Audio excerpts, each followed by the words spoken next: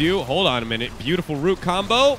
Enough to seal the deal. Another drag coming out from CE as the punishment is going to be there 1-for-1 here at level 1. Fritz still sitting on top of a lot of members of CE, but Shy wants to continue throwing out the damage and is untouched, but a hook comes in. Wind jumps out in time away from the corruption, but in the end, a 2-for-2 trade between these two teams.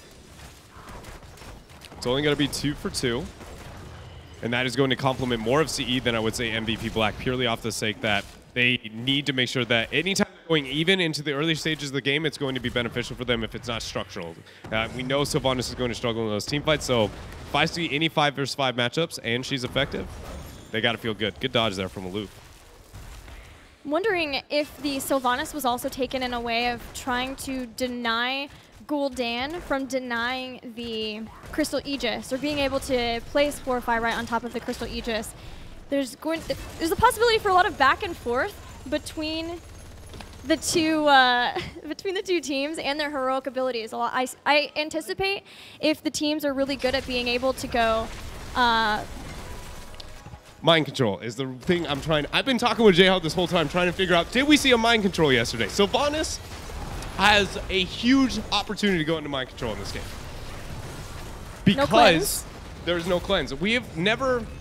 I don't know if we're going to see it, but I wanted to talk about the fact that Malfurion into the cleanse department, no longer is that going to be a thing. We used to see this as a direct response in the North American scene to Arya. We have not seen anybody go into the wild area to be able to catch an opponent off guard. And CE, after one game down, moving into the Sylv, split pushing, and then trying to get a mind control pick, I think it's very viable into a weak support like Malfurion. And so I'm trying to figure out if we'd seen that from them yesterday, because I didn't remember if we actually got that out of their Sylvanas games, but I'm pretty confident we didn't. And there is a huge, huge argument for this, because how else are they going to win a team fight? Double poison almost never is the thing to seal the deal between the Lunara and the Sylvanas on the kills. True. So mind control could be the thing that could be the variable that catches enough of the members off guard. True, but in general, it seems like the way CE wants to play out their composition is just to whittle down MVP Black enough that they can get an advantage somewhere structurally or on the shrines.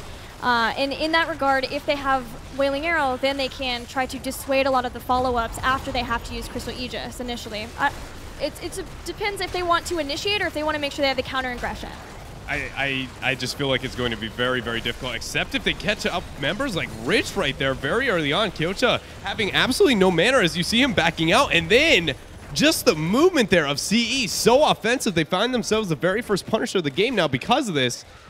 And suddenly, who cares about the early game? That's all they need. That's huge. That is colossal. It suddenly makes a pick that you would just be like, doesn't have a chance. It's like a Kerrigan early on in Inferno Shrines. If you aren't making things happen, levels 1 through 9, it's going to hurt. Suddenly, they're going to open up this map, and they can cycle around and dance around MVP Black. MVP Black now is victim to what CE decides to do. And CE are even going to hold out on the Shrine, making sure that everybody is healthy enough, able enough. They've pushed out the other two lanes. Shy immediately went to the bottom, pushed out that lane. Dahaka immediately went to sit up in the top, making sure he could still soak there. That allows them to make sure that they can get 7 around the same time as they get the Punisher, and everyone is healthy enough that they can utilize the Sylvanas fully. But MVP Black is setting up. If Rich can get some sort of flank, so you has to be careful. It's all about the Sylvanas passive. How effective is it at being able to get the spread? And the positioning of Sylvanas is very important because she cannot actually target her Q. It's to the closest target within range, which we see him getting a double disable there. Very effective for the first one, but maybe not as much as they would like is the fact that the Punisher is still below the 20% threshold, only getting a front wall. I didn't need a Sylvanas just to get a front wall, Gilly. No, a lot of times you'll see with teams use the Sylvanas. Once they want to fight that handily, use the Sylvanas to take down the towers in the gate, and then you can move on to the fort with the Punisher. But in this case, maybe some nerves coming in for CE, maybe just wanting to make sure that they are prioritizing soaking all of the lanes again, since they did want to spread out and do that. And again, this is what I was talking about with focusing on the rotational and macro side of the game rather than going blow for blow into the team fights. I mean, obviously, being able to win that first team fight was amazing here for CE, but now you see them just worried about manipulating the map and making MVP Black respond. When they do, they don't all in. They just sit there, kind of wait it around a little bit, and you abuse the fact that they are now so far ahead into the experience department that MVP Black shouldn't be able to recover up until, I mean, it's about the 16-17 window if you properly dance around the map here for CE. They're doing that. They get the Khazra camp in the bottom. We're going to push along with that, but still maintaining a lot of pressure. A double camp play with the Muradin in the mid.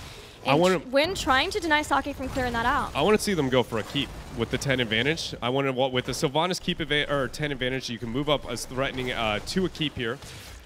But we see right there with the response on the side of MVP Black, and then they meet it back out. Maybe they find themselves a Tis, though. Lufu with a nice flank, even knocking, right into Paradise there for a beautiful drag opportunity.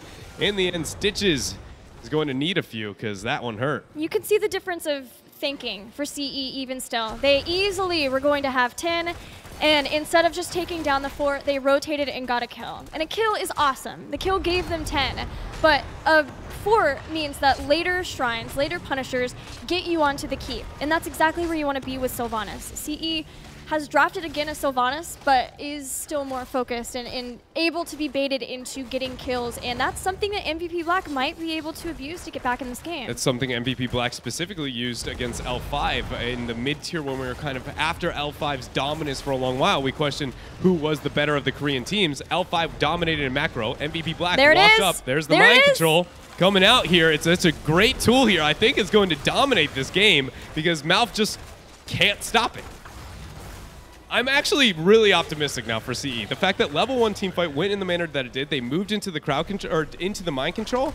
As long as they keep up this momentum and keep up the pressure, MVP Black shouldn't be able to stop this. But again, with the 10 advantage, they had a Sylvanas, were unable to get a fort. At this stage of the game, I expected a fort, 4.5 down for CE. So they need to make these punishers count. They're gonna get another one. And the surprise factor is now gone. MVP Black know that mind control is a problem, and it's going to be a huge problem for Sake because being able to get him means that he isn't able to cast Horrify and separate the team. And CE's team is one that MVP Black wants to separate. When you have this Ariel, this Lunara battery for it too, the double warrior, it's all designed to work together. Maybe just Dahaka, who is gone. Hook comes in, Horrify goes down. Big Horrify there for Sake, but they need to find themselves a kill. Nice leap from Shy. Shuyu's on the wrong side of the wall, and he actually survives the silence just at a range. Age is going to drop onto Paradise. He uses his passive, and Rich goes down. The Punisher leap here is about 5 to 6 seconds, but the mind control. Stitches, come play with us. You want to play? We'll happily take that on. They take down Stitches and the fort. Punisher jumps in. Tychus goes down. Oh man, Stitches want to play into Stitches doesn't want to play. Please, not like this, guys. Gul'dan out of mana. She's going to come in there with that Haunting Wave and another kill. Punisher still alive, 40%. And this is where Sylvanas reigns. This is absolutely what she is built to do. Now they're threatening these keeps, but this can't be let up.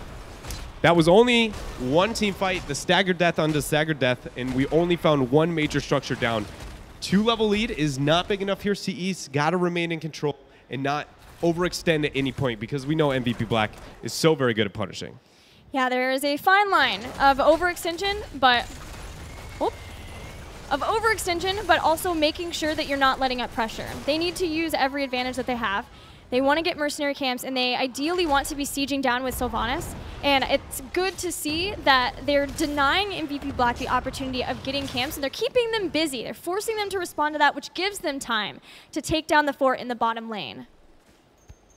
Wind with a really good scout there, anchoring, making sure nothing goes wrong for the team. Very important, something we don't point out too very often at the competitive level, but I mean, the difference between a good and a bad tank oftentimes is the one who can get the scouting, make sure that they're in a position to always know where MVP Black is going to be. Still, CE here is looking to move around the map and not necessarily abuse the talent tier advantage. I'm really looking for them to try and do that a little bit more than concentrating onto the shrine. He's slowed down by Rich. Black's coming up for the gank.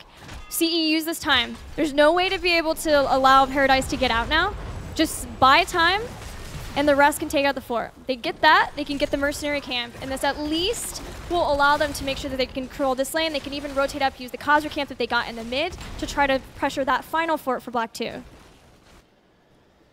MVP here is just constantly dancing all over the map, trying to be able to catch them off guard. This is the weakness of macro I was trying to highlight here into their draft. I'm impressed by CE right now. At this stage of the game, the world is theirs. They just need to make sure they put a little bit of concentration here onto their mercenary camps. Right now, the Shaman camp, if they end up concentrating on that, it is going to be perfectly timed. MVP Black is going to have to sacrifice somebody up on the top. They have no global to rid of it. Gul'dan is their best wave clear.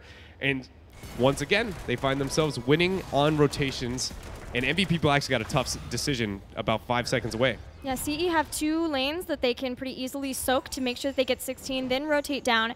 MVP Black could start the Shrine faster, at least with their man advantage, and hope maybe they can bring some people down. But CE are so close to 16, and Dahaka can always stock in that he can stay top for a long time. Black will have to give this up unless they're willing to take the fight. 16-13. CE is 16-13.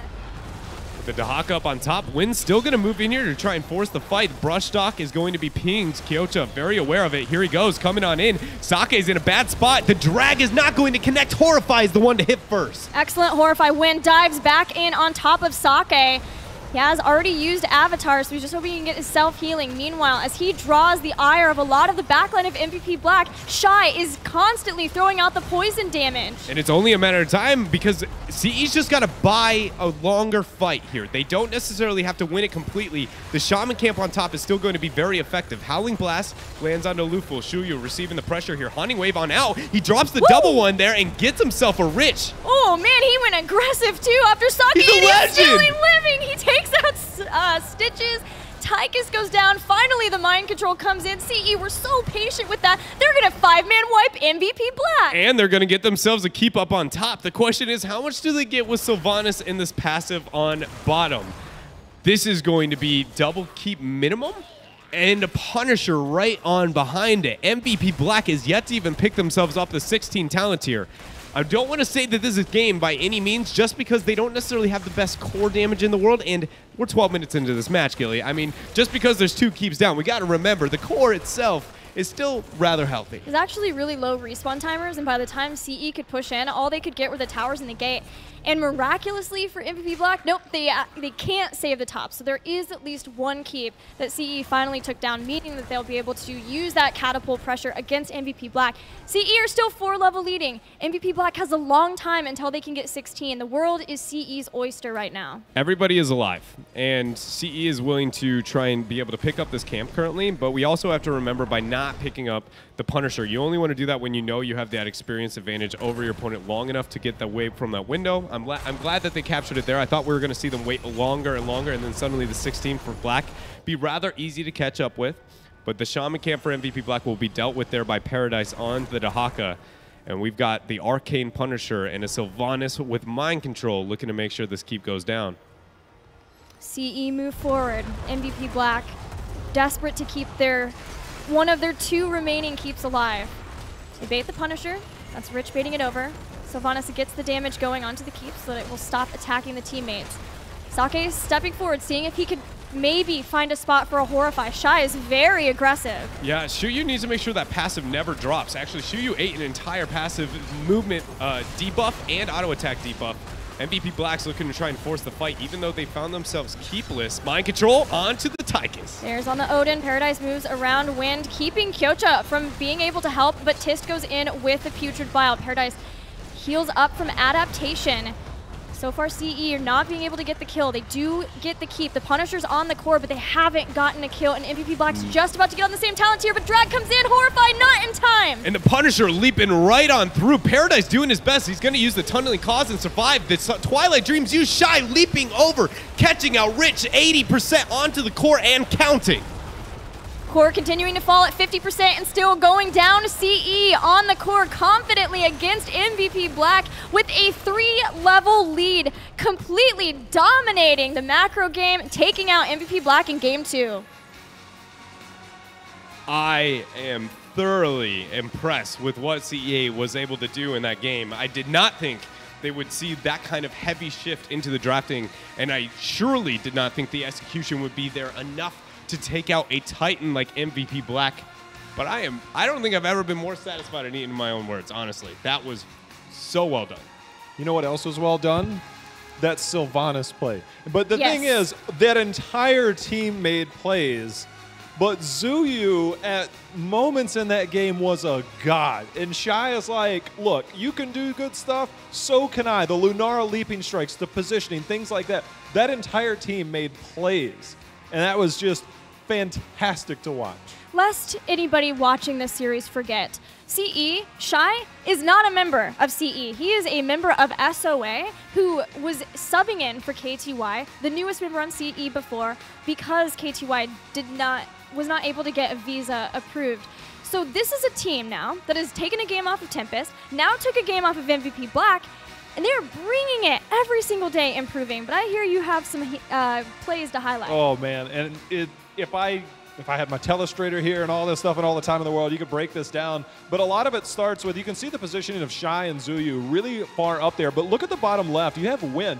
He's going to go ahead and keep Rich from going in, but Alufal obviously gets hooked in there. But Wind, you see the detainment strike. More importantly, right here, look at Shy. He is up at the top right. Alufal's like, look, I need help. I need healing. And he goes through. You get the healing from Shy, using that leaping strike over to further your positioning. And more importantly, the silence. The Crystal Aegis there. Dahaka's going to burrow right back under. He goes under, barely surviving that entire team fight. And then the mind control comes out. Dread called this a huge fighting element that they go, and they're not done yet because reset at the bottom. There's a Punisher, the detainment strike right before that. Just fantastic play.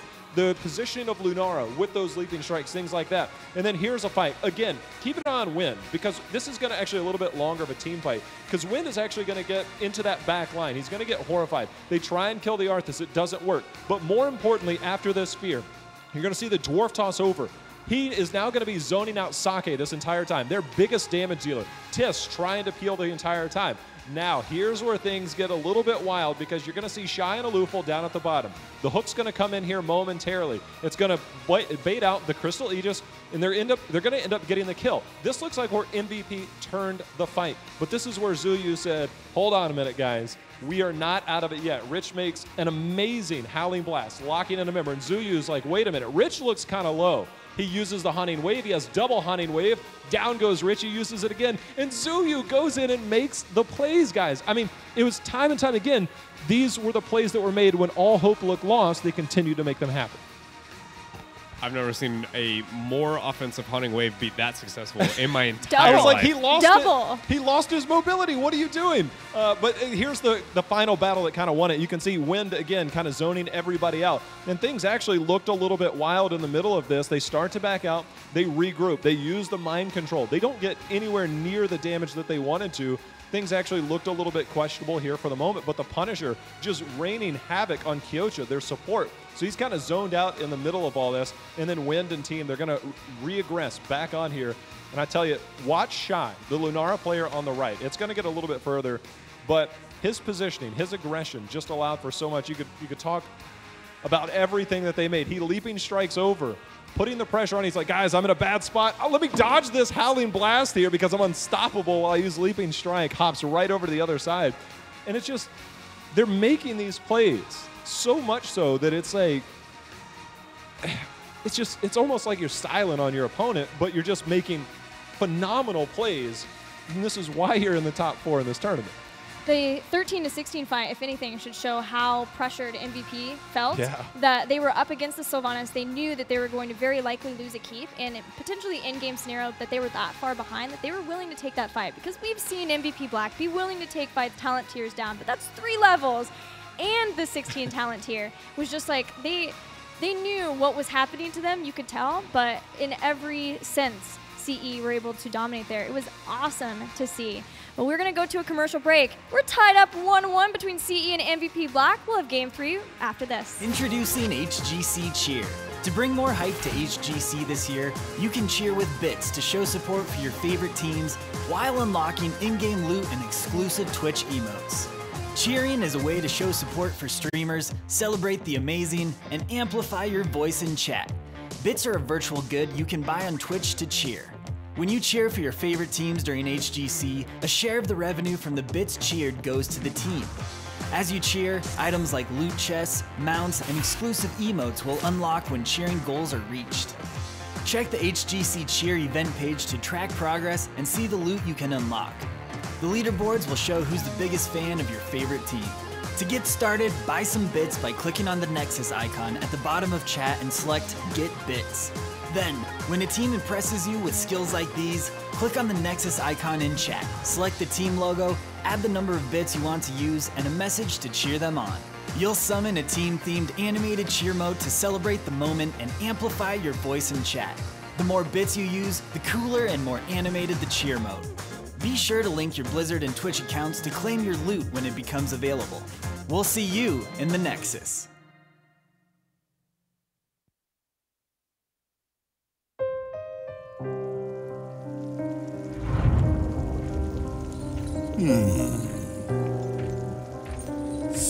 Stitches was shame. Stitches want playtime. Stitches played too rough. No one play with Stitches. But Stitches found Nexus. In Nexus, everyone has to play with Stitches. So much playtime makes Stitches hungry.